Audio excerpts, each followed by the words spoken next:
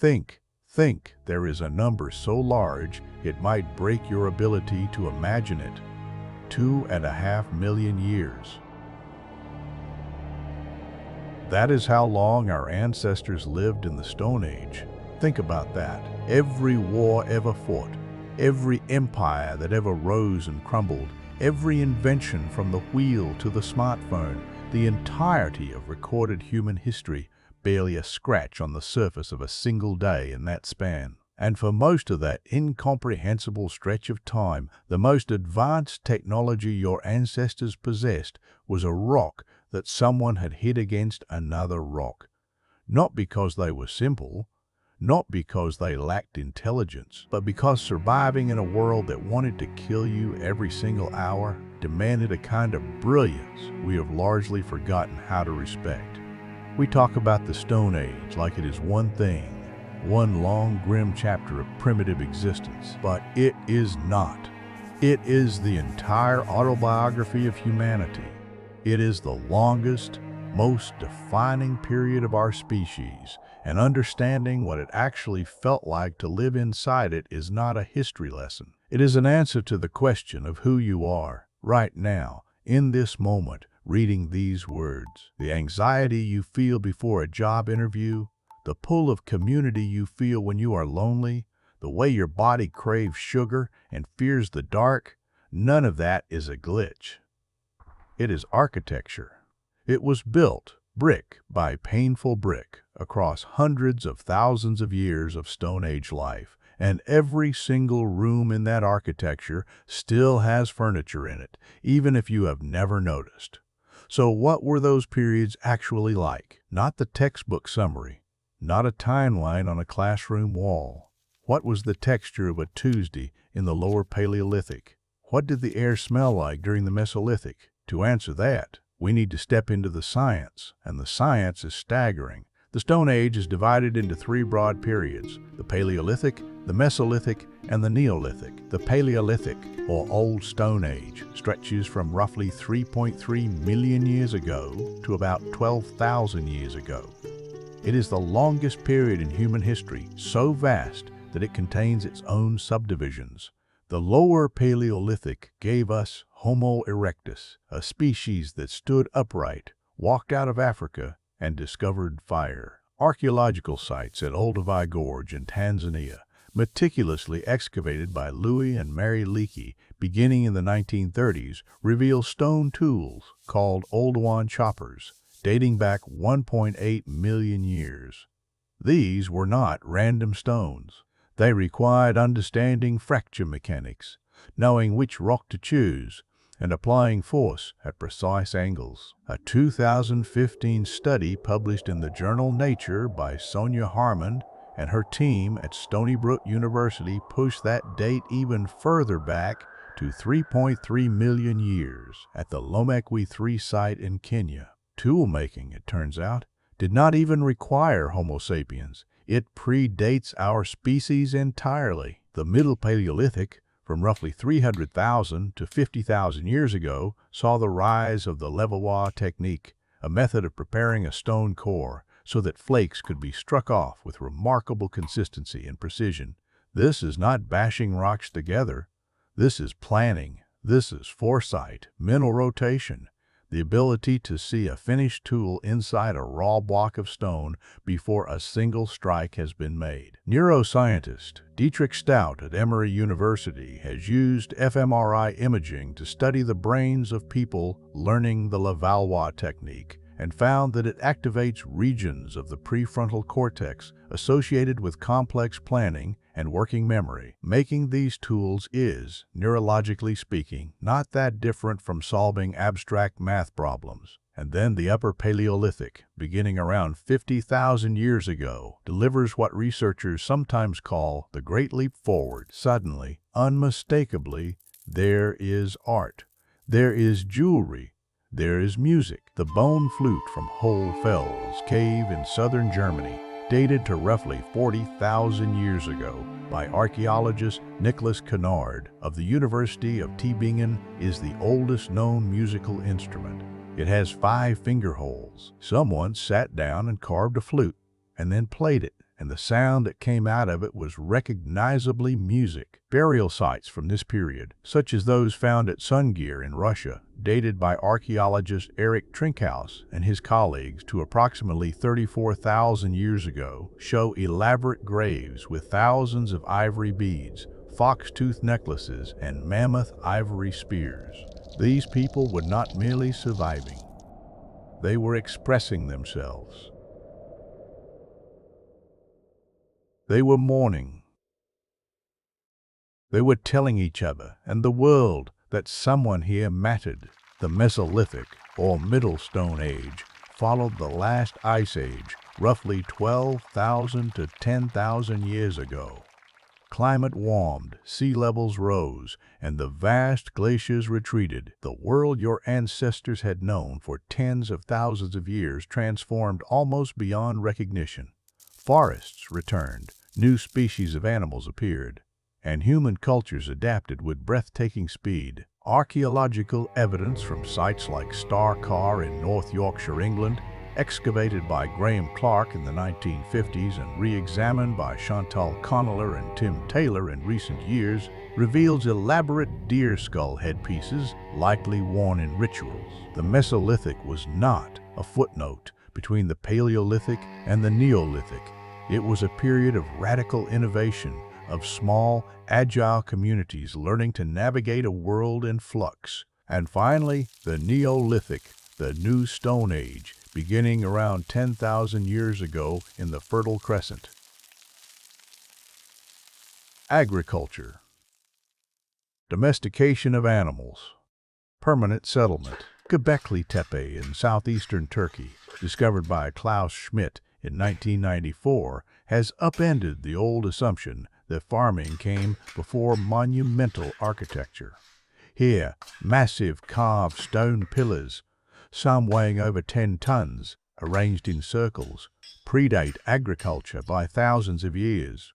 Humans built something sacred before they built a barn. The Neolithic gave us the first villages, the first pottery, the first woven textiles, and, eventually, the first cities. It is the foundation of every civilization that followed, and it is, in many ways, where the story of the Stone Age meets the story of the modern world. Now, let go of the facts for a moment. Let us walk into a scene. It is the Upper Paleolithic, roughly 30,000 years ago. You are standing at the mouth of a limestone cave in what is now the Dordogne region of France. Though that word means nothing to you because there is no France, there is no map, there is only this valley, this river below, this forest stretching out in every direction under a sky so wide it makes you feel like a stone at the bottom of a dark ocean. The wind is coming from the north, and it carries the smell of wet pine and cold earth. Behind you, deep in the cave, a fire is burning. Not a blaze, not a bonfire, but a controlled, deliberate thing, fed with dry branches and the fibrous core of a dead tree. The flames cast a moving light on the walls, and in that light, the paintings you made last week seem to breathe. The red ochre bison, the handprints stenciled in black manganese, the small figure of an ibex with impossibly wide horns. You made those. Your hands made those. And when the firelight moves, they move with you. Your body is lean, not thin from deprivation, but shaped by a life of constant motion. You walked perhaps 15 miles yesterday, following a herd of reindeer along the river, your eyes reading the ground, the way a scholar reads a page, every broken twig, every overturned stone a sentence, every scattered dropping a paragraph. Your hands are calloused and scarred, not from clumsiness, but from a lifetime of napping flint, of scraping hides, of building and breaking and building again.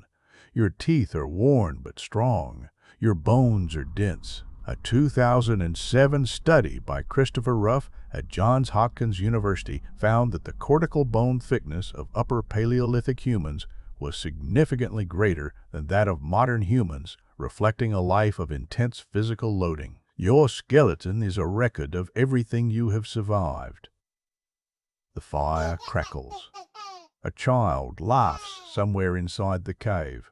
An older woman is singing. a low, repetitive melody, half humming, half chanting, and the rhythm of it matches the rhythm of the work she is doing, grinding ochre into powder with a flat stone. You know that song. You have known it since before you had words for things. It is older than anyone can remember.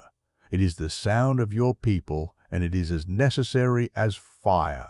Outside, the wind picks up, and with it comes a sound that tightens something deep in your chest. A wolf, maybe two, somewhere in the tree line. You do not panic. You have never panicked, not once in your life, because panic is a luxury your ancestors could not afford and therefore did not pass down to you. Instead, you feel something sharper, more focused, a clarity. Your hearing narrows. Your posture shifts. You pick up the spear leaning against the cave wall, its tip made of shaped flint, bound with sinew to a shaft of pine. It is not a weapon of war. It is a weapon of patience. You made it 3 days ago, and it is one of the finest you have ever made. You step to the mouth of the cave, and you stand in the dark, and you listen. Here is the twist that most people miss. That moment, that quiet, focused stillness at the mouth of a cave, listening to the wind carry the sound of a wolf through an ice age forest, that moment is not alien. It is not ancient in the way we use that word, as though it belongs to a different species. It is closer to you than you think, because the brain that was forged in that moment, the brain that could hold fear and focus in the same thought, that could read a landscape like a text and plan 3 days ahead for a hunt it might not survive. That brain is your brain. It is sitting in your skull right now. The psychologist Gary Klein, in his research on naturalistic decision-making, has shown that the cognitive processes expert firefighters, trauma surgeons, and military commanders use under pressure, pattern recognition, intuitive judgment, rapid assessment, are not modern inventions. They are ancient. They are Paleolithic. The same neural circuitry that allowed your ancestor to track a herd of reindeer across a frozen steppe is the circuitry you use when you read a room full of people and instantly know who is lying. When you feel the shift in weather before the first drop of rain. When you make a decision in a fraction of a second that saves you from disaster. You did not learn those skills in school. You inherited them from someone who stood at the mouth of a cave and listened to the wind. And there is something deeper still. A 2016 study by Robin Dunbar and colleagues at Oxford proposed that the social brain, the human capacity for complex language, gossip, storytelling, and group bonding, evolved not to solve technical problems, but to maintain social relationships in groups of a particular size, around 150, known as Dunbar's number. This is a Paleolithic constraint. This is the brain your ancestors needed to navigate a world where your survival depended entirely on who trusted you, who would share food with you, who would stand beside you when something with claws came out of the dark. The reason you are uncomfortable in a group of strangers, the reason you instinctively seek a tribe, the reason gossip and social exclusion feel so viscerally painful, even though, in your modern life, they rarely threaten your survival, is because your Stone Age brain does not know the difference. To your deepest self, social rejection is still a death sentence. It still means being left alone on the steppe with the wolves. But perhaps the most profound reflection is this. The Stone Age was not a time of scarcity in the way we imagine it. Yes, there was hunger. Yes, there was cold and danger. But there was also abundance in the things that matter most to the human nervous system. There was movement. There was sunlight. There was fresh air and clean water and food that had never seen a factory. There was touch, constant and unashamed. Mothers carrying children.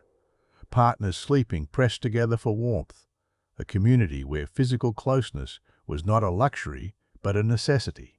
A 2009 study by Boyd Eaton and colleagues, published in the European Journal of Clinical Nutrition, documented that Paleolithic humans experienced almost none of the diseases of civilization no diabetes, no heart disease, no autoimmune disorders, no nearsightedness. Their bodies were shaped by the world they lived in, and their world, for all its dangers, was one. Their biology understood perfectly. We did not outgrow the Stone Age. We moved out of the house we were built for, and the house we live in now, with its artificial light and its processed food and its isolation and its constant, unrelenting stimulation, is slowly making us sick in ways we are only beginning to understand. So what were the periods of the Stone Age like? They were not one thing. They were the slow, grinding, magnificent story of a species learning to think, to create, to feel, to mourn, to sing in the dark. They were 2.5 million years of a human hand reaching out, again and again, to shape the world into something bearable. And that hand, the one that first picked up a stone and decided to strike it, that hand is the same hand that is holding your phone right now, the same hand that reaches for your child in the night, the same hand that writes and builds and destroys and creates. The Stone Age did not end. It never ended.